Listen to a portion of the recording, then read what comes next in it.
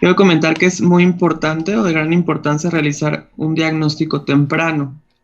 Esto realizando un adecuado interrogatorio, sobre todo de antecedentes familiares de hipoacusia neurosensorial o congénita, o que se haya instaurado en las primeras décadas de la vida, ya sea hereditaria o de causa no filiada. Hay que preguntar no solo familiares directos, sino también familiares un poco más lejanos.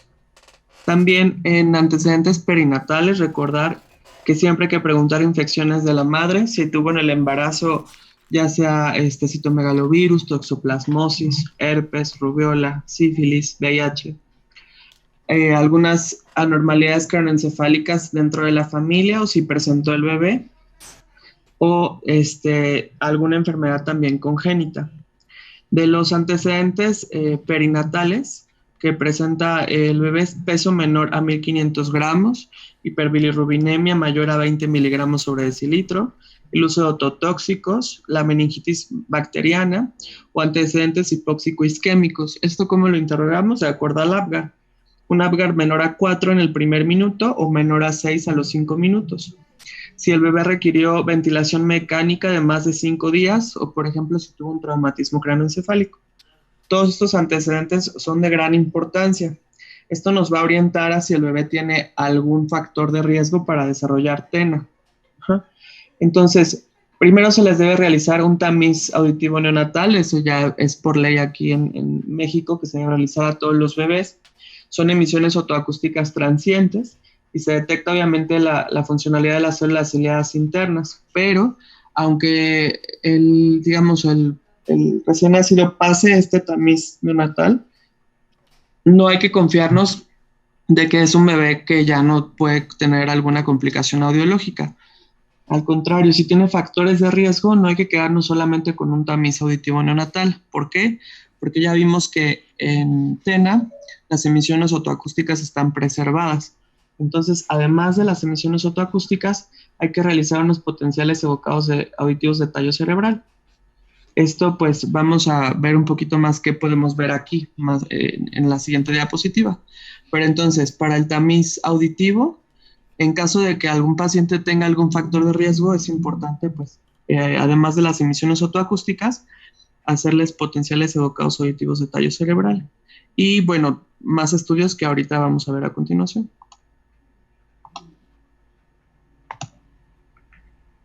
Ok, en cuanto a la audiometría, primero, bueno, todos estos son los estudios que se sugieren, así como de cajón, realizar a un paciente que estemos sospechando de un trastorno del espectro de la neuropatía auditiva. Entonces empezamos con la audiometría tonal. Como ya les había comentado en la clase pasada, podemos encontrar desde curvas de audición normal hasta una hipoacusia profunda, media, superficial. Esto puede ser cualquier configuración, puede ser ascendente, descendente, o puede ser asimétrica. De un oído puede estar descendente, el otro ascendente, o una audición normal, otro descendente. Recordemos que el mayor porcentaje de estos pacientes es bilateral. Entonces, siempre hay que fijarnos en ambos oídos, no solamente en uno. Ahora, para la evaluación, recordemos que pues tenemos todo esto que nos puede ayudar, ¿no? O sea, la audiometría conductual, que es un condicionamiento con sonido o sin sonido, ¿no? En los bebés de los 0 a los 4 meses podemos utilizar el BOA, que es la audiometría por observación de la conducta. Incluso de los 0 a los 4 meses podemos aplicar la succión, ya sea que el bebé se esté amamantando o darle su mamila, biberón, y pasarles el sonido y en cuanto ellos están succionando y escuchan el sonido, dejan de succionar. Entonces esto pues requiere un poco de práctica y también observación, como lo dice el nombre, y hay veces que se necesita que uno esté manipulando el audiómetro y otra persona esté adentro, ¿no? Entonces esto por los niños más chiquitos, que es lo que, digamos, en la edad, digamos, blanco en la que se tiene que estar analizando estos pacientes. Después tenemos los condicionamientos por sonido, que es la audiometría por reforzamiento visual, que es un poquito niños más grandes, puede ser de 5 a 24 meses. Una audiometría con reforzamiento tangible, una audiometría con reforzamiento visual, que también ya es niños un poco más grandes, de unos 25 a 36 o 48 meses incluso. Y ya a partir de los 4 o 5 años, incluso podemos hacer una audiometría por respuesta de condicionamiento orientado, tal vez un poco antes. Hay literatura que dice a partir de los 3 años. Entonces, una vez realizando la audiometría, tenemos que hacer una logoaudiometría. Esta puede ser variable y no siempre corrobora con el umbral tonal. Esto es importante porque pues hay veces que tanto la audiometría puede salir con audición normal, pero en la logoaudiometría el paciente no está repitiendo, ¿no? No es tanto que ellos no estén captando el sonido, sino que no logran procesar esta información. Las emisiones otoacústicas también las tenemos que realizar. Estas pueden llegar a ser normales en la mayoría de los casos, pero pueden estar ausentes o pueden desaparecer con el tiempo. Entonces, que un paciente no tenga emisiones otoacústicas tampoco descarta TENA. Digamos que el TENA o el trastorno del espectro de la neuropatía auditiva, no hay como una regla o algo que se cumpla siempre. Todo puede variar.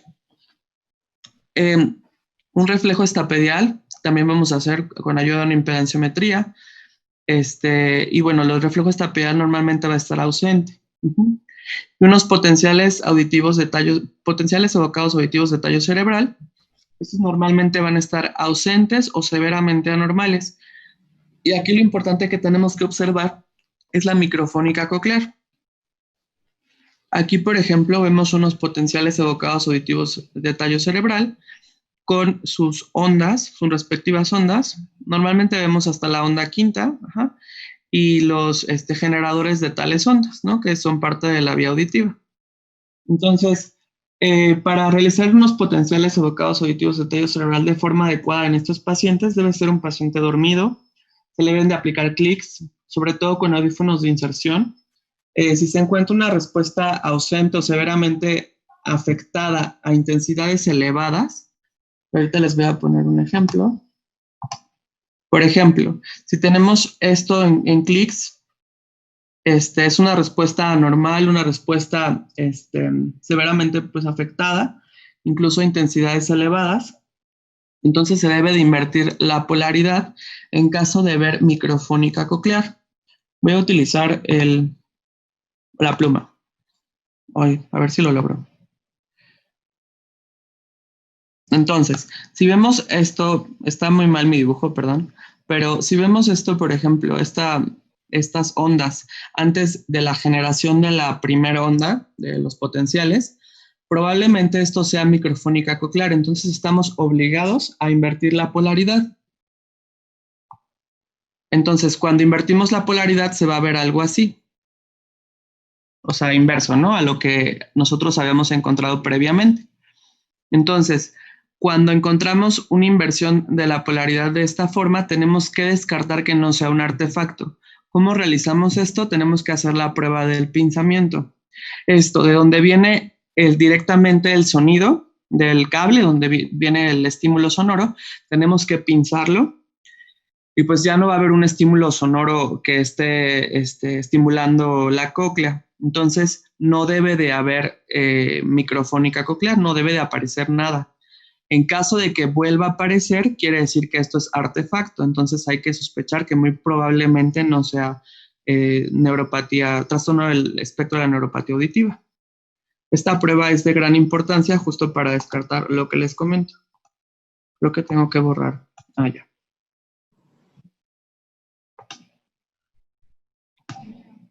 Hola, buenas tardes. Nada más Hola, para aclarar lo que estabas comentando.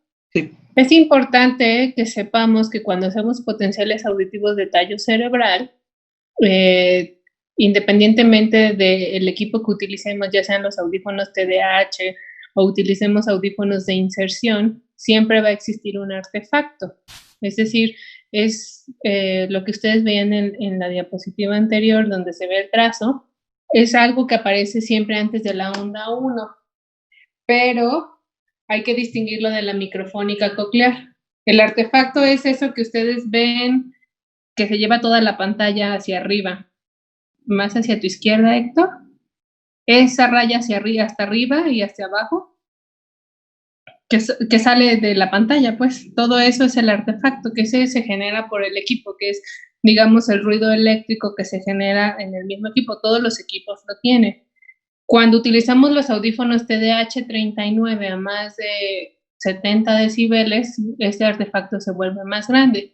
Entonces, lo recomendado para hacer potenciales en un paciente que nosotros sospechamos de trastorno del espectro de la neuropatía auditiva es que utilicemos los potenciales con clics. En el trazo de arriba, que les puso aquí Héctor, son alternados, o sea, es decir, cuando nosotros utilizamos clics alternos, que es una prueba más rápida, en donde un estímulo alterno es, digamos que rarefacción y condensación al mismo tiempo. Este estímulo lo que nos hace es que no veamos la microfónica coclear en caso de que exista.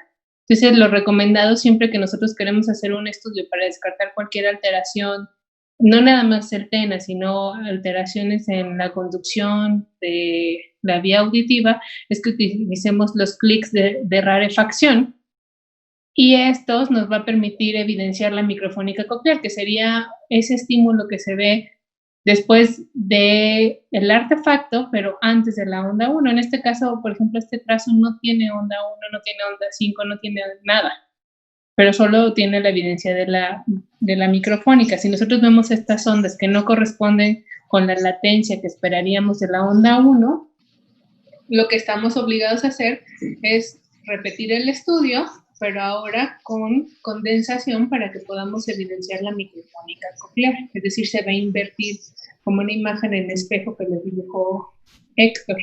Y eso ya nos hace obligadamente, si nosotros tenemos duda aún con eso, de que existe microfónica coclear, pues tenemos que aplicar la prueba del pinzamiento, es decir, pinzamos el audífono para saber que no es un ruido del mismo equipo, ¿no? Porque no le está llegando el estímulo al paciente, y entonces si pinzamos el audífono y no aparece, pues entonces no era microfónica coclear, ¿estamos de acuerdo? Sí, okay. ¿Alguien tiene alguna duda?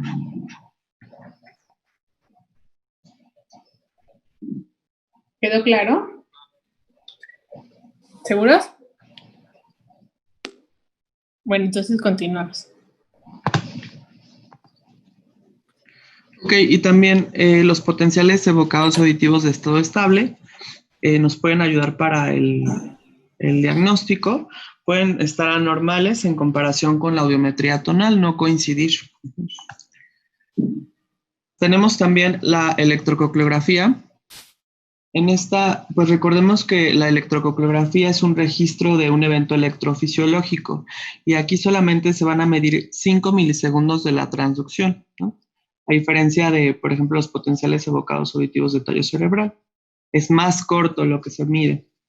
Aquí se miden diferentes estímulos, la microfónica coclear, el potencial de sumación, el potencial de acción compuesto. La microfónica coclear es la respuesta eléctrica del ápice de los pelos sensorios de las células ciliadas externas. Esto nos habla de la contractilidad de las mismas. Y el potencial de sumación es la actividad coclear tanto de las células ciliadas internas como de las células ciliadas externas y el órgano de Corti. Y el potencial de acción compuesto es el generado por el ganglio espiral y las fibras aferentes del octavo par. Aquí, por ejemplo, podemos ver el potencial de sumación. Aquí no se alcanza a ver la microfónica coclear porque es menor al potencial de sumación, lo tapa, digámoslo, de una forma. Y el potencial de acción compuesto es todo esto. Entonces, digamos, este es el trazo de una electrococleografía. Y se pueden ver espérate. Vamos a hacer una pregunta. Vamos a preguntarle a Gaby. Bueno, hay dos Gabys, ¿no? Sí. Ah, ya se fue. ¿No? Gaby. Ajá. De acuerdo a la fisiopatología que vimos del origen del TENA, ¿cómo esperarías encontrar esta electrococleografía? Si ya ahorita Héctor les explicó qué genera cada uno de los componentes que nosotros vemos al hacerlo. Buenas tardes a todos. Pues, de acuerdo con a lo que se explicó, pues el potencial de microfónico coclear debería estar presente, ya que pues es donde la mayoría de los pacientes, pues digamos que no tienen ninguna alteración en lo que son las células ciliadas externas. Entonces, lo que nosotros esperaríamos encontrar es este microfónico coclear, que generalmente lo encontramos, como bien les dijo Héctor, dentro del potencial de sumación. Entonces, la microfónica coclear en un paciente que tiene TENA se alarga o se evidencia más porque obviamente estas células no están alteradas, las demás sí. Pero, ¿cómo encontrarían, a ver, Priscila, el potencial de acción compuesto?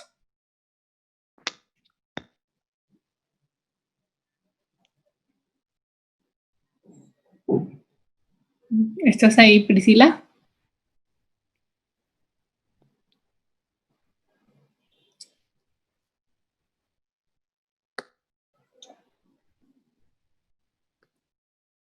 Creo que...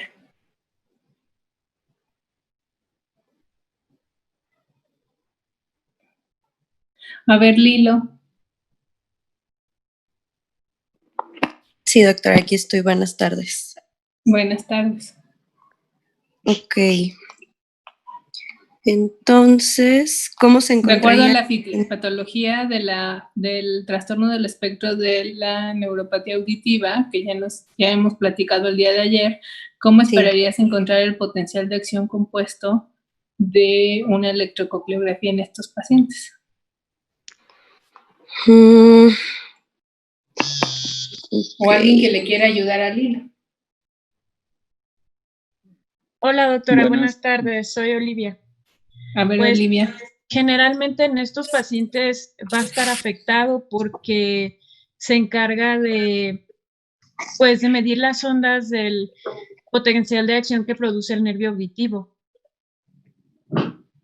O sea, que en estos pacientes, pues el potencial de acción del nervio auditivo, pues está alterado, ¿no? Está alterado, está normal o ausente. Debe estar alterado, pero lo que más se afecta, bueno, ahorita lo va a decir Héctor, es la microfónica coclear. Y lo demás, pues evidentemente dependiendo de la lesión, justamente este es el estudio que nos va a permitir saber cuándo es presináptico o posináptico. Entonces eso es lo que vamos a ver a continuación. ¿Alguien tiene alguna duda hasta ahorita? Entonces, ¿continuamos, Héctor? Sí, doctora. Entonces,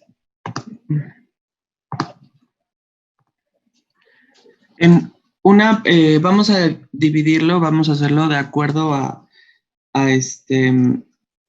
la etiología de esto, dónde está la lesión, si es presináptica o posináptica. Aparte de esto, quiero mencionarles que la electrococleografía se recomienda que se realice con estimulación directa al promontorio. Esto es importante porque, digamos, el electrodo o la forma en la que nos llega la estimulación va a ser más directa y vamos a tener datos más certeros a que si la hacemos como normalmente la hacemos fuera o digamos encima o en el conducto auditivo externo. Entonces, primero empezamos con la presináptica.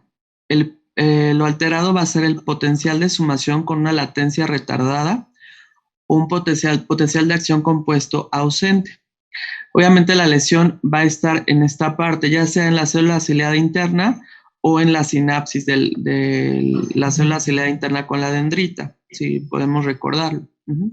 Entonces, por ejemplo, este caso es una lesión directa de la célula ciliada interna.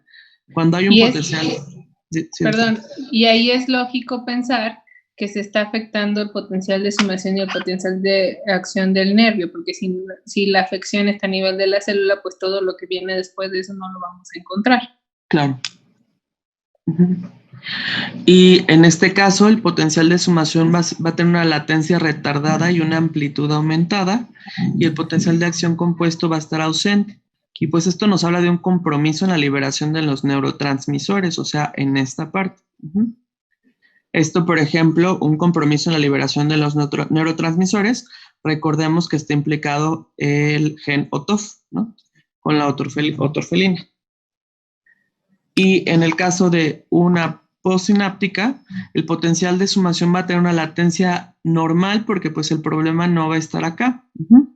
El problema va a ser en el potencial de acción compuesto. Este va a estar anormal.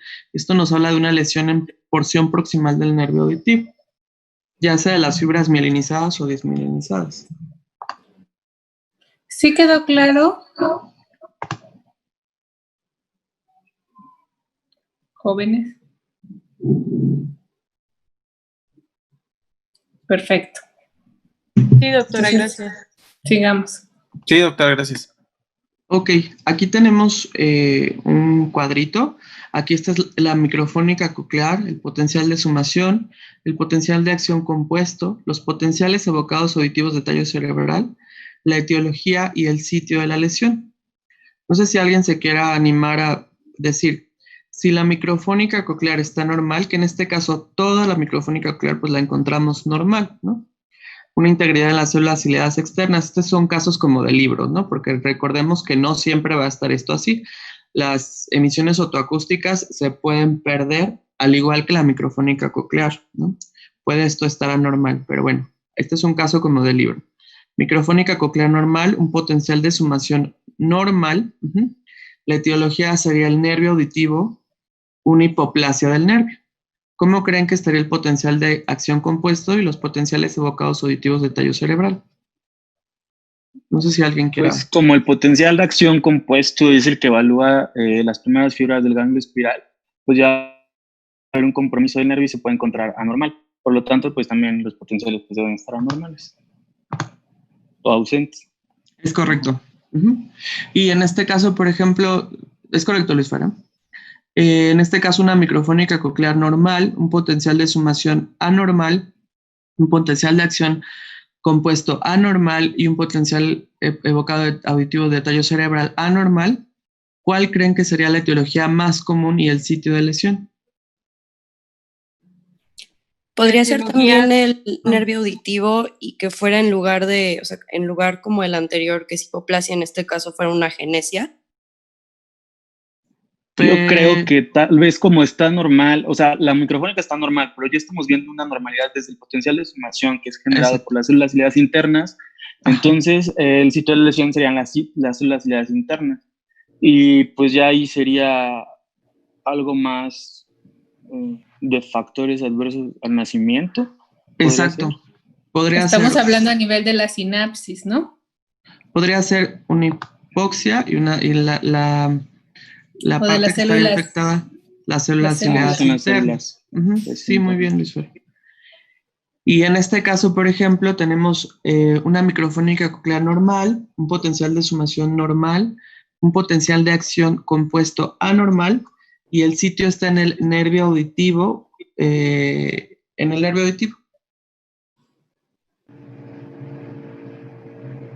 ¿Cómo estarían los potenciales evocados auditivos de tallo cerebral? ¿Y qué etiología se les ocurre? Yo creo que ahí los potenciales deberían de estar ausentes o anormales y en la etiología podría ser quizá hiperbilirrubinemia, no sé, mayor de 20 miligramos por decilitro o igual como algún factor adverso al nacimiento. Sí, es correcto. Se ha visto que la principal causa, y lo vimos la clase pasada, de la lesión al nervio auditivo es kernicterus o ictericia, y como bien decía Nora, un factor de riesgo mayor a 20 miligramos sobre decilitro. Nos habla ya de un probable daño a nivel de vía auditiva. Y bueno, si está afectado, si normalmente se afecta el nervio, pues el potencial de acción compuesto va a estar anormal y los potenciales evocados auditivos de tallo cerebral pueden estar ausentes. Y en este último caso, que tenemos una microfónica coclear normal, un potencial de sumación normal, potencial de acción compuesto anormal, una mutación del geno TOF, ¿dónde sería el sitio y cómo estarían los potenciales? Pues ahí el sitio de lesión sería en las células ciliadas internas con las sinapsis de las dendritas del nervio auditivo, que es lo que afecta generalmente la mutación del geno TOF con la otoferlina. Entonces tendríamos potenciales de acción anormales y el sitio de afectación serían las sinapsis de las células ciliares externas, internas, perdón, con las dendritas. Con las células ciliares Con las internas. dendritas, Ajá. exacto. Sí, es correcto. Muy ¿Tienen bien. dudas? ¿Alguna duda? Doctora, estas sinapsis de Ribón, es que las encontré mucho descritas en artículos. ¿Las traducimos solamente como sinapsis de listón? ¿O hay algún término especial en español para hablar de ellas? Pues yo solo las he visto como sinapsis de listón, pero no sé, doctor Ocaña. Igual que tú, o sea, la verdad no tengo alguna otra traducción diferente, no. Ah, ok, muchas gracias. Doctora, yo tengo una duda. Dime. ¿Qué pasa si, por ejemplo, cuando hacemos los potenciales o la electrocócleo en alguno de los dos estudios no encontramos la microfónica coclear? ¿Es necesario que se haga solamente un estudio y ya se aparece en uno o necesitamos corroborarla con otro estudio? Acuérdate que los estudios son complementarios. Por ejemplo, yo puedo evidenciar microfónica coclear en un paciente solamente con los potenciales auditivos de tallo cerebral. Si le hago condensación, rarefacción, hay inversión con la inversión de la polaridad, que es utilizar condensación, rarefacción, y luego hago la prueba de pinzamiento y evidencio la microfónica coclear y después todas las demás alteraciones las encuentro, pues yo puedo decir que realmente es un TENA, ¿no? O tiene microfónica coclear. Pero si yo quiero ser más específico en encontrar el sitio de la lesión de este paciente, pues entonces me apoyo de la electrococleografía y ya puedo decir con todas las herramientas que sí tiene una microfónica coclear, pero que además la afección es posináptica, ¿no? O es presináptica. Entonces, si yo no tengo microfónica coclear en potenciales auditivos de tallo cerebral, pudiera hacer más evidente la microfónica coclear o afectaciones para descartar el TENA con una electrococleografía, pero no quiere decir que si no la tengo que forzar a hacer la electrococleografía para encontrarla. Pero sí es un elemento que me va a ayudar para poder establecer el diagnóstico del paciente. Y como bien lo dijo Héctor, las emisiones otoacústicas como tal, que nos hablan de la célula ciliada o célula pilosa externa, con el tiempo tienden a desaparecer. Entonces, si yo estoy viendo un niño, a lo mejor de 5 o 6 años, pues puede ser que no tenga emisiones otoacústicas y no por eso no tenga TENA, ¿no? Porque si somos muy estrictos con la definición, pues el paciente tendría que tener emisiones otoacústicas, pero con el tiempo pueden desaparecer.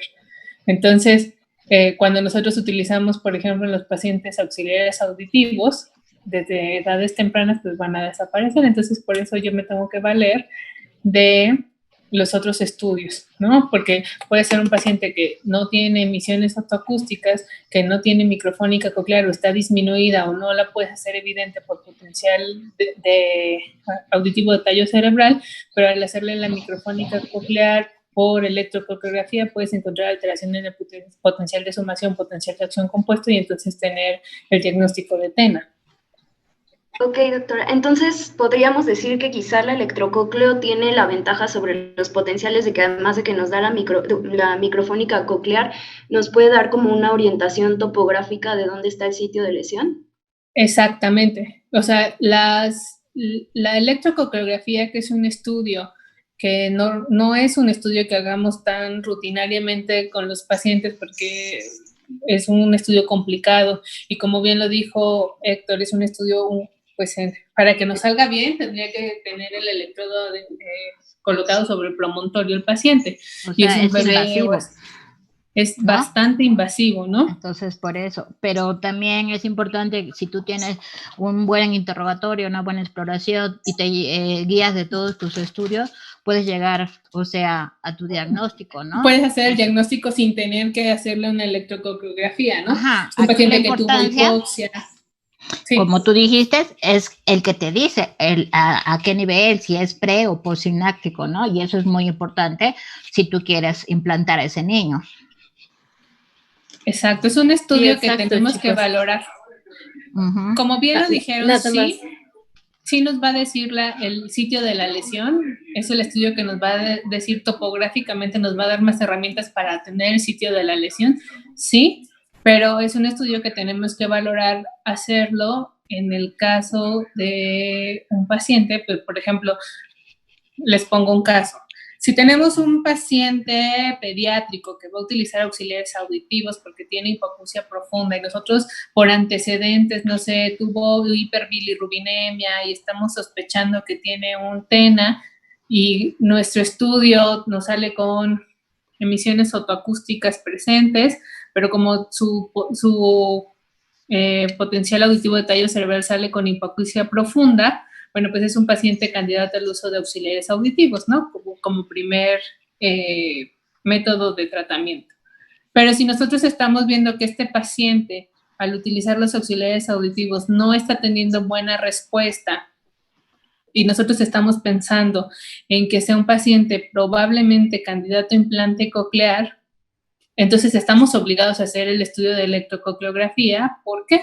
Porque digo, es un dispositivo caro, es un dispositivo que nosotros tenemos que, los papás van a comprarlo y tenemos que decirles cómo le va a ir a ese paciente. Entonces ahí sí necesitamos saber la lesión para poder decir, ¿sabe qué? Compre el implante porque el paciente tiene buen pronóstico, o compre el implante pero sabe que el pronóstico es reservado porque es una lesión posináptica, ¿no?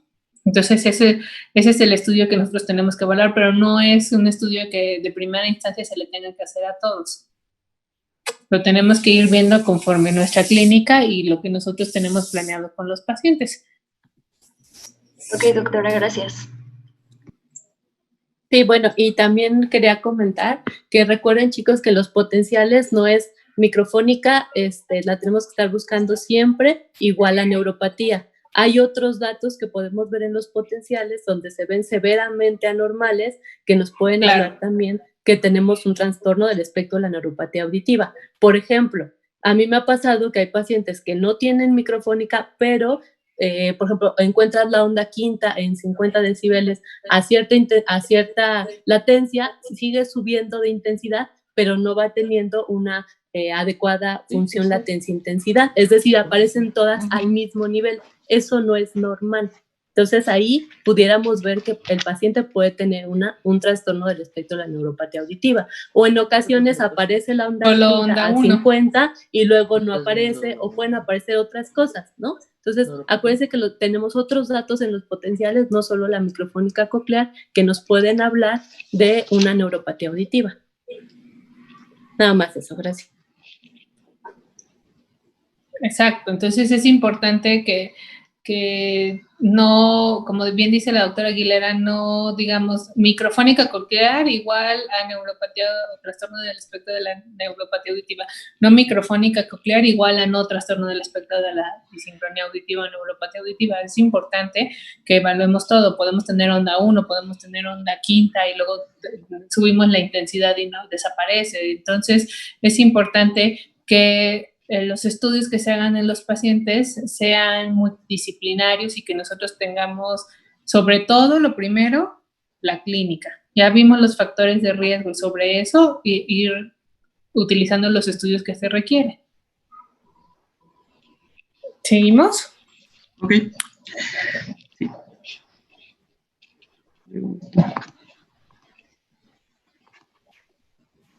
Ok, vamos con el tratamiento. Entonces, como vimos, estos pacientes presentan cada uno distintas características que hacen que pues, el tratamiento y la evaluación del paciente tenga que ser individualizado, ¿no? Es multidisciplinario ya que requerimos pues, no solo del audiólogo y del otorrino, sino de terapia, de un terapeuta, probablemente apoyo para lenguaje, para aprendizaje. Hay veces que estos niños presentan síndromes, entonces necesitamos referirlos ya sea con alguna al oftalmólogo o a pediatría, ¿no? Incluso a pediatría para que nos apoye a la evaluación general del paciente. En cuanto a terapia, pues Muchas veces estos pacientes no mejoran ni con auxiliares auditivos e incluso con implante coclear. Entonces es muy importante, además de la terapia de lenguaje o aprendizaje en caso de ya requerirlo, pues que se requiera también lectura labiofacial e incluso lengua de señas mexicano. Eso pues va a ayudar a que el paciente se pueda expresar o pueda al menos captar lo que le están diciendo. En cuanto a auxiliares auditivos, se recomienda que, que se utilicen a partir de los 6 meses. Esto nos da tiempo para que podamos evaluar al paciente de forma, pues, lo más integral posible y que hayamos tenido ya, digamos, toda la valoración audiológica u otorrinolaringológica para ya poderle poner un auxiliar auditivo. También los sistemas FM, más adelante tengo una diapositiva de eso, al igual que el implante coclear. Entonces hay que observar siempre la respuesta auditiva de estos pacientes y el avance del desempeño auditivo. No hay que quedarnos solamente con, digamos, lo vemos, a lo mejor hasta los 6 meses, le damos auxiliar auditivo y pues ya va a estar mejor, y etcétera. No. Hay que, cada consulta y cada que se le cita al paciente, hay que preguntarle a la mamá cómo ve el cambio, o incluso si ya el niño pues habla o tiene algo de lenguaje, pues ya podemos a lo mejor explorar esa parte o preguntarle un poco justo a los papás cómo vio el cambio respecto al inicio del uso del auxiliar auditivo, o cuando empiezan terapia ya sea de lectura labiofacial, ¿no? Entonces, es importante, o la finalidad del tratamiento es mejorar la discriminación auditiva. También para esto se utilizan sistemas FM, como el que tiene aquí en esta imagen la niña. Esto mejora la resolución temporal de la señal.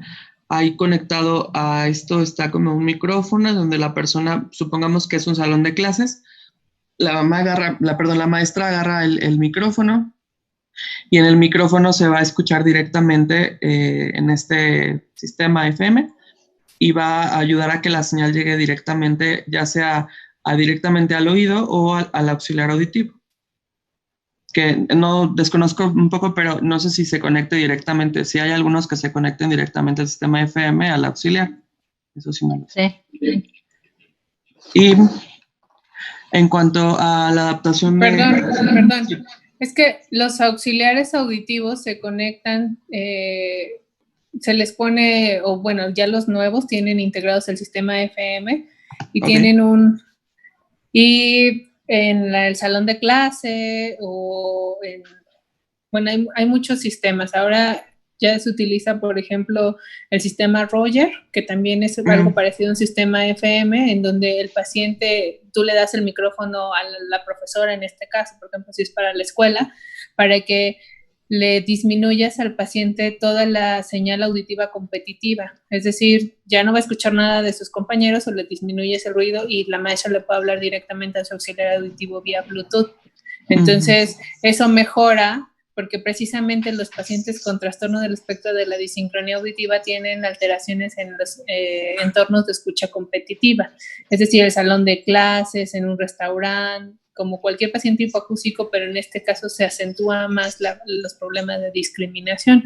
Entonces, con este tipo de sistemas, nosotros podemos disminuir el escucha competitiva y mejorar. El sistema FM tiene algo parecido a un receptor que puede estar en el salón de clases, en cualquier ubicación del salón de clases, y que va a permitir que la señal que viene directo del habla se haga más alto para cuando llega el auxiliar auditivo. Entonces esto, por ejemplo, ¿en qué pacientes ustedes recomendarían que se utilice un sistema como estos, auditivamente hablando?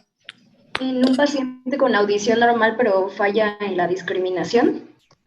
Exactamente, entonces un paciente que tiene un comportamiento auditivo normal, porque los hay, que tú los ves y les hablas y te contestan, pero que les haces una audiometría y te sale sin respuesta, potenciales sin respuesta, ese tipo de pacientes tú no puedes saber qué tanta disincronía tiene el paciente, y entonces en ellos pudieras utilizar este sistema FM que no le va a afectar porque no vas a amplificar, o sistema Roger en donde no vas a amplificar para terminar de acabar con las células que sí tiene bien, ¿no? Que son las células guiadas externas. Y así solamente les ayudas a que puedan centrar un poquito más la atención auditiva en ambientes de escucha competitiva, ¿no? Por ejemplo, ¿ustedes recomendarían este sistema en un paciente que tuviera algún otro trastorno mental? Por ejemplo, un niño con un retraso del coeficiente intelectual.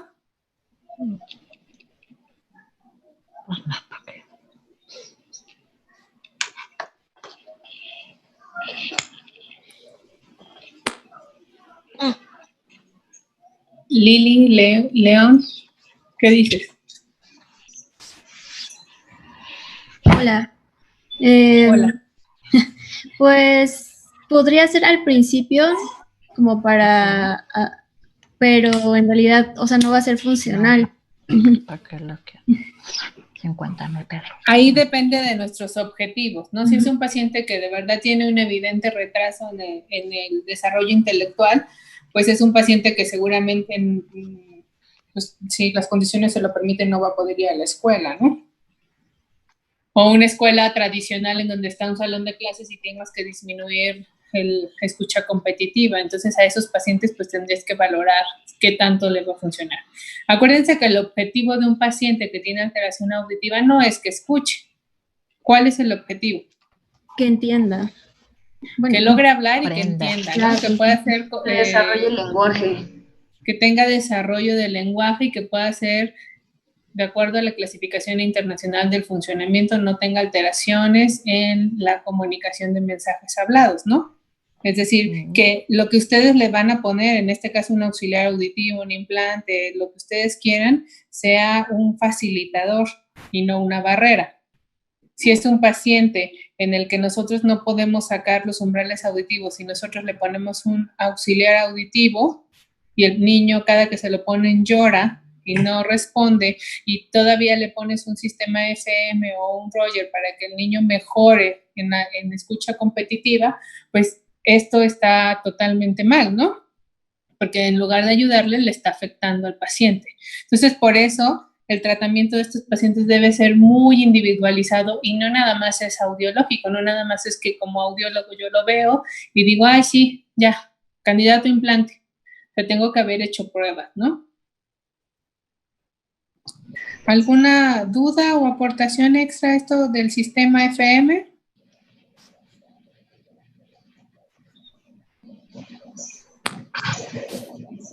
A ver, vamos a ver la siguiente. Ok.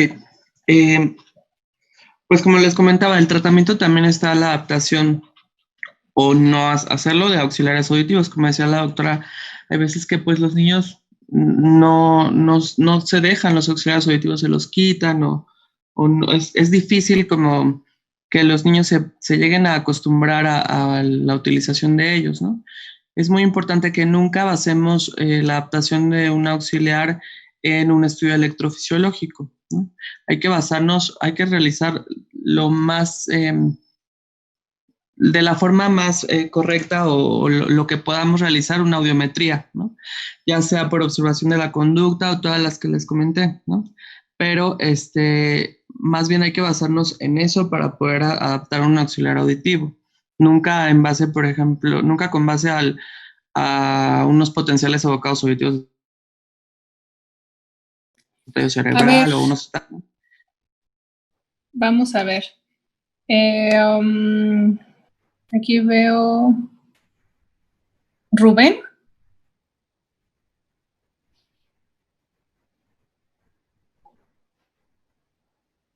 No sé quién es Rubén.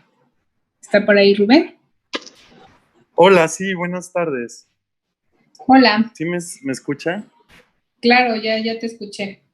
Hola, doctora. Buenas tardes. Buenas tardes. Por ejemplo, ¿qué R eres? Perdón, Rubén. R2 de otorrino. R2. Ok. Como médico otorrino, ustedes reciben muchos pacientes que usan auxiliares auditivos e incluso en la práctica privada muchos de ustedes pues recomiendan o sugieren los auxiliares auditivos, ¿no? Sí. ¿Qué criterios tú tomarías para decir este paciente es candidato a auxiliares auditivos o este paciente no es candidato a auxiliares auditivos desde el punto de vista clínico con lo que tú tienes en tu consultorio de otorrino? Ok. Bueno, pues si por ejemplo uno ve que el origen de la hipoacusia es, bueno, más bien que la hipoacusia es neurosensorial, o esa es la principal sospecha por medio de la historia clínica y de la exploración física, pues sí se podría inclinar uno más por un auxiliar auditivo. Ya cuando, digamos, las causas de hipoacusia conductiva pues ya hayan sido rechazadas, ¿no? Ok, ¿en qué momento ustedes deciden, saben que este es un paciente con sospecha de trastorno del espectro de la disincronía auditiva? Lo vamos a mandar para manejo multidisciplinario con el audiólogo para que me diga si es candidato o no al uso de un auxiliar auditivo. ¿En qué pacientes tú lo decides? Pues, por ejemplo, o sea, en un niño en donde, o sea, en un paciente pediátrico en donde se documente por la historia clínica, la exploración física, una hipoacusia neurosensorial y lateral, en donde se vea una otoscopia normal, la acumetría salga normal. Sí, pues puede salir normal o alterada, ¿no? Sí, o sea, normal o alterada. Específicamente la prueba de Rinne no captante. Si tenemos algún estudio de imagen acompañante, una tomografía en donde se descarte alguna malformación en la cadena, alguna malformación coclear. Ok, hablando específicamente del trastorno del espectro de la disincronía, pues estos pacientes no tienen alteración en la cadena ossicular, ¿no? Entonces, sí, no. Estos pacientes, la mayoría de las veces por el desconocimiento que hay de las diferentes especialidades que tenemos, los pacientes van a llegar con ustedes de primera mano, ¿no? Muchas veces no saben que existe la audiología o no saben dónde referirse y van para que ustedes los revisen. Entonces, ustedes ante la sospecha como médicos otorrinos de un paciente que tiene factores de riesgo perinatales, por ejemplo, si es el caso de un paciente pediátrico, y que ustedes a la exploración física se dan cuenta de que anatómicamente no tiene ninguna alteración, pero que la respuesta del paciente ante sonidos es muy diferente o dista mucho de lo que es la discriminación o el desarrollo del lenguaje normal, pues es un paciente que sí o sí hay que hacerle estudios audiológicos y tratar de encontrar o descartar el trastorno del espectro de la disincronía auditiva, ¿no? Y ya si además le hacen una acumetría y encuentran alteraciones, un Rinne alterado que nos habla de una hipoacusia sensorial, pues entonces sí o sí necesita un manejo multidisciplinario, ¿no? Y manejo en conjunto con el audiólogo. Y tú como, a ver, vamos a preguntarle a alguien más para Naye. Tú como médico otorrinolaringólogo, que ya viste a ese paciente y que lo mandaste al audiólogo y que el audiólogo ya te dijo que sí tiene, ¿cuál sería tu función? Si ya te dijo que sí, que le encontró microfónica coclear, que tiene alterados los potenciales, que tiene una hipoacusia profunda, que es un niño de 1 año de edad y que sugiere el uso de auxiliares auditivos, ¿cada cuándo tendrías que ver a este paciente y para qué? Pues tendríamos que estar evaluando que no desarrollara una otra patología, por ejemplo, de oído medio, que pudiera contribuyendo a la hipoacusia. Por ejemplo, de que no desarrolla una con derrame. Podríamos evaluarlo de 3 a 6 meses para evaluar que vaya desarrollando o no lenguaje. a los auxiliares auditivos. Y si no, empezar pues a pensar en la colocación de implantes externos. Rubén, ¿puedes apagar tu micrófono, por favor? Sí, perdón, es que estoy teniendo un problema, perdón. No te preocupes. Ok, entonces, como el tratamiento es multidisciplinario, esto no nada más es del audiólogo o no nada más es del otorrino, esto debe ser en conjunto. Está bien establecido que los pacientes pediátricos durante los primeros 2 años de vida deben de evaluarse cada 3 meses, tanto en la parte audiológica como en la parte de otorrino. ¿Por qué? Porque como bien lo dice Naye, tenemos que estar dándole seguimiento al paciente de que no desarrolle otitis, de que no pueda tener alguna otra alteración. En un inicio, pues no a todos los pacientes se les piden estudios de imagen de primera instancia, ¿no? Si no sospechamos alguna alteración, pero es importante que en conjunto con el audiólogo vamos viendo cómo va la evolución de este paciente en cuanto al desarrollo del lenguaje, para que nosotros podamos saber si el primer paso, que es el uso de auxiliares auditivos en el caso de que tenga una hipoacusia profunda, está funcionando o no está funcionando, y en base a eso irlo proyectando hacia un posible candidato a implante coclear. Por eso debe de darse el seguimiento en cuanto al desarrollo del lenguaje. Estos pacientes deben de iniciar desde pequeños con estimulación auditiva, y además de la estimulación auditiva, como les dijo Héctor, pues un seguimiento muy importante de la terapia del lenguaje que pueda llevar, o la terapia auditiva que pueda llevar este paciente. Y esta terapia auditiva no nada más es meramente auditiva, debe de ser multisensorial, dependiendo de cada caso tenemos que decidir qué tipo de terapia. Entonces, el manejo otorrinolaringológico, así como el audiológico, durante los primeros 2 años debe ser cada 3 meses, mientras nosotros decidimos cuál es el mejor tratamiento y qué evolución tiene el paciente. Y después de eso se tiene que hacer cada 6 meses, por lo menos, para estar al pendiente de que el paciente no se complique y de que vaya evolucionando bien, o poder cambiar el tipo de terapia, etcétera. Pero debe ser un manejo conjunto, ¿de acuerdo?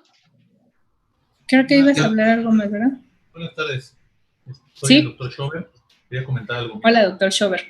En general, buenas tardes a todos.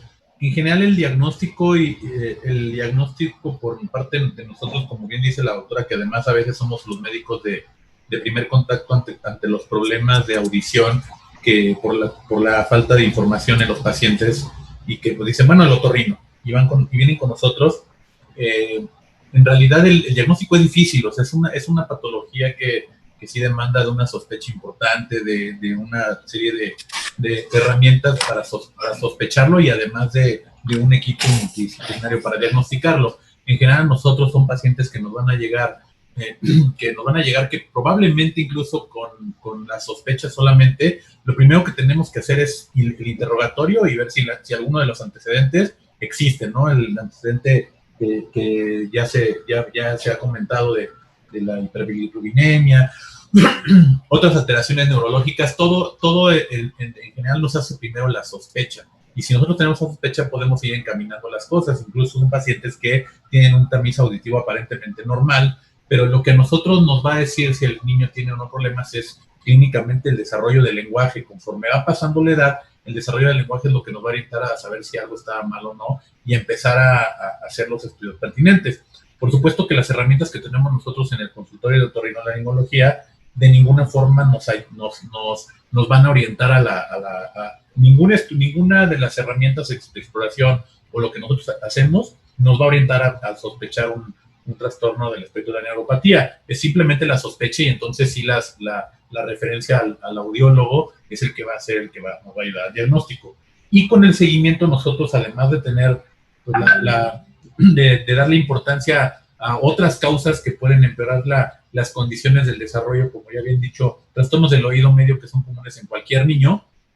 Más allá de eso, el seguimiento que tenemos que tener nosotros hacia el niño es pues realmente el desarrollo del lenguaje, que realmente el niño esté hablando, y eso nos va a hablar de la adaptación del auxiliar o no, porque desafortunadamente entre las cosas que son difíciles en estos niños es que la hipoacusia es muy fluctuante, y a veces el niño cuando va a hacerse los estudios de audición está bien, pero sin embargo el niño no está desarrollando el lenguaje, o realmente no está teniendo un desenvolvimiento social adecuado, y eso es lo que dificulta el diagnóstico.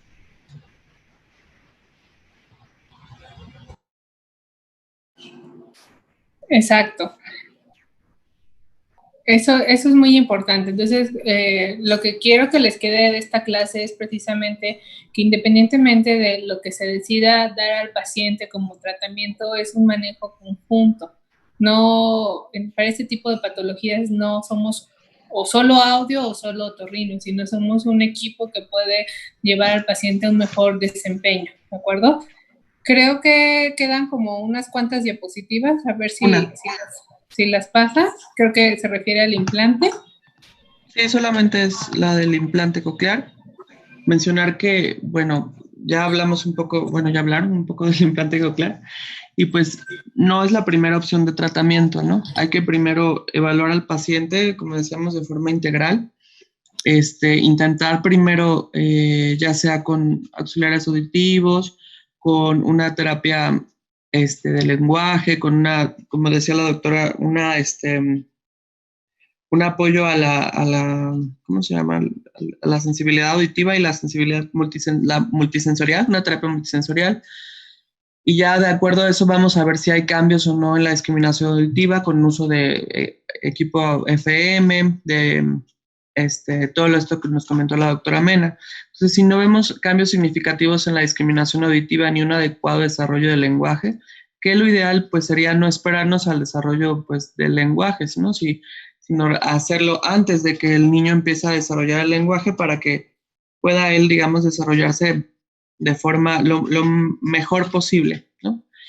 Y en cuanto al implante coclear, ya teniendo todos los estudios, pues se han visto mucho mejores resultados en presinápticas. Se han llegado a ver buenos resultados en postsinápticas, pero son muy pocos los casos. Aún así, hay ocasiones que el TENA, si es presináptico y se implanta al niño, puede ser que ni eso le apoye para la discriminación auditiva. Entonces, ahí es cuando también toma mucha importancia la lectura labiofacial, el lenguaje de señas mexicano, ¿no? Entonces, como decía la doctora Mena, todo esto es multidisciplinario y pues se tiene que individualizar mucho al paciente. No podemos tratar a todos como librito y tampoco todos nos van a venir como libro, ¿no? Muchas veces hacer el diagnóstico es más complejo de lo que parece.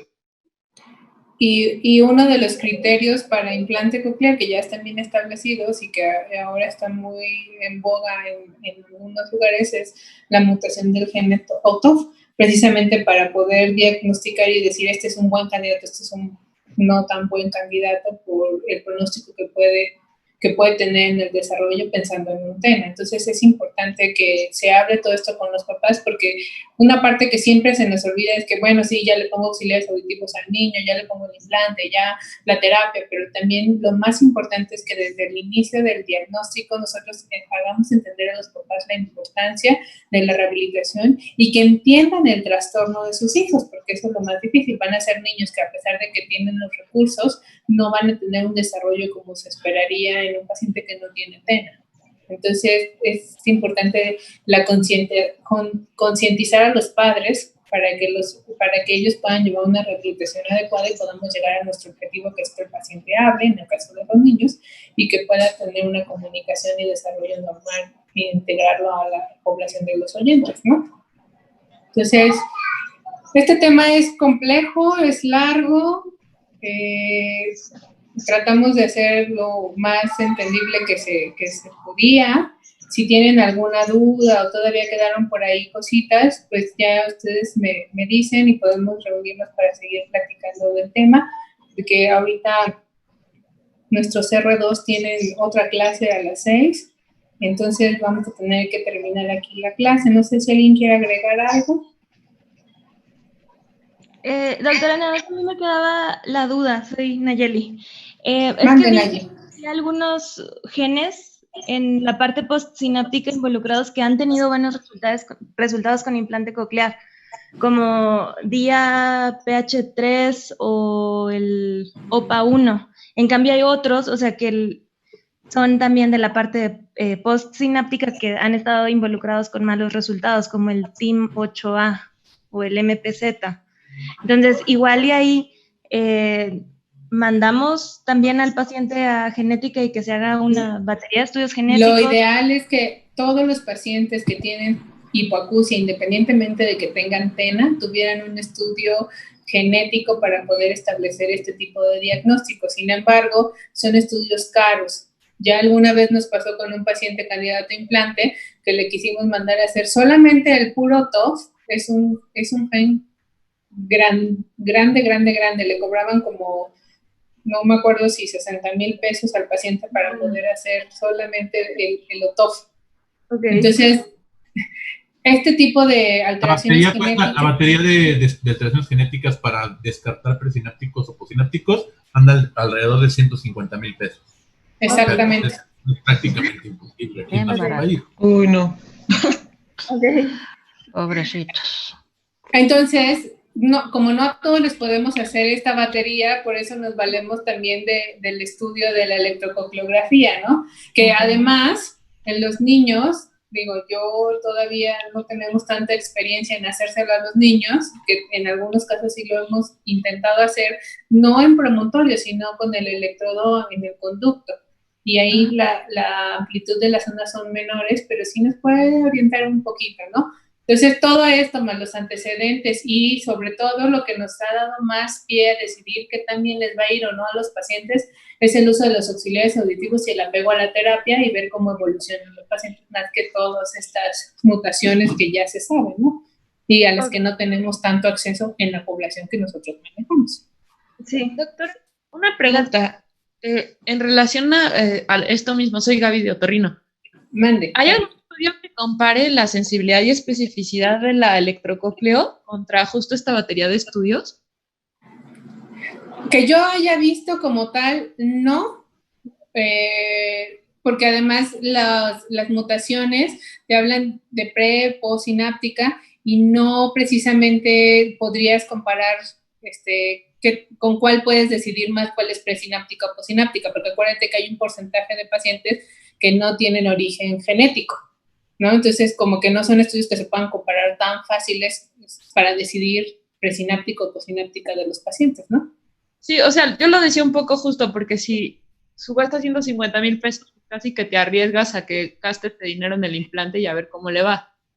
Pero a lo mejor y si hubiera como justo alguna forma de con la electrocócleo apoyarte más en el sentido de el pronóstico y compararlo con lo que sería el gol estándar, que serían, entiendo, en muchos casos los estudios genéticos, obviamente quitando, a lo mejor descartando pacientes donde la causa es muy clara de ictericia, una cosa así, pues ellos no, pero donde no existe este antecedente y donde sí parece más genético, no sé. Pues ahí más que ver cuál es más específico, te vas a guiar por la clínica. Este tipo de estudios es más de clínica. O sea, yo te puedo decir que de los pacientes que hemos implantado que tienen trastorno del espectro de la disincronía auditiva, desde el inicio sabemos cómo les va a ir de acuerdo al desarrollo que han tenido antes del implante, ¿no? Entonces, digo, si van a gastar 150,000 pesos en un estudio genético, pero esos 150,000 les hace falta para completar un implante, pues sí vale la pena que mejor hagamos un electrocócleo, ¿no? O sea, no es que sea mejor, no es que sea más fácil, pero es menos caro en el tipo de población. Y respecto a tu pregunta, yo no he visto una comparación específica en TENA que nos diga, este es más específico o que el estudio genético que el electrocócleo, ¿no? Son estudios que se complementan. Ok, gracias. Ahora ya para terminar y complementar y rápido, porque yo sé que se tienen que ir, hay muchas veces te llevas muchas sorpresas con los pacientes de neuropatía auditiva o del espectro, porque incluso hemos tenido pacientes que con resonancia magnética, y yo recuerdo 2 de los que implantamos ahí en el instituto, que tenían aparte algún tipo de ya sea aplasia del cuerpo calloso o hidrocefalia, cosas que te hacen pensar, o sea, que en la resonancia magnética se ven alteraciones centrales y que están asociadas a la neuropatía auditiva, y pues no tienes otra opción que implantar los implantes y les va muy bien. Entonces, es muy variable y en nuestro país creo que tenemos que seguir implantando los pacientes con lo que tenemos y decirle al paciente que el pronóstico siempre va a ser reservado, ¿no? Esa es una de las cosas que van a ir cambiando con el tiempo, pero por ahora sí es. Claro, o sea, esto es lo que tenemos ahorita y hay que ir, sobre todo la clínica es la que nos va a ir guiando. Pero como bien lo dice el doctor, si tú ves en la clínica que no evoluciona y sospechas que no va a evolucionar, o sea, tampoco puedes agarrar y decir, no, señora, no, que no se implante, ¿no? Más bien hay que estar conscientes y explicarle a la familia cuál es el pronóstico que nosotros esperamos, porque eso sí es bien sabido, de que van a estar mejor con el implante que sin el implante, seguramente sí. Claro, no van a lograr lo que logra un paciente que no tiene este trastorno, pues eso sí no lo van a lograr, pero sí pueden estar mejor que solo con el uso de los auxiliares auditivos, esa es una realidad. Pero depende de cada caso. Nos ha tocado rechazar alguno que en algún otro lado nos enteramos que se implantó y está muy bien. Eso no exactamente. No deberíamos decirlo, exactamente. Pues es por eso el manejo debe ser conjunto y debe de tener muy individualizado. Así es. Pues les deseo buena tarde. Cualquier cosa duda que tengan, pues ya les dije, mi consultorio es el 30 para los médicos, doctor